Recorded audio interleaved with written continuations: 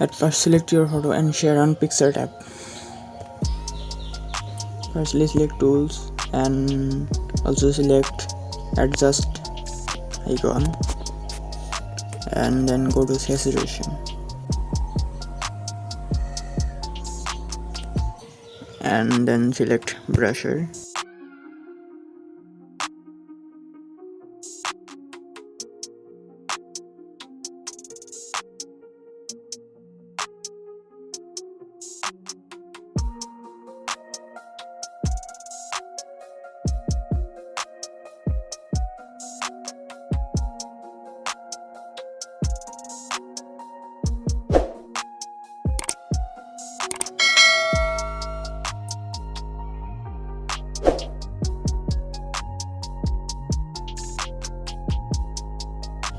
After finishing that, click the check mark and also click the check mark,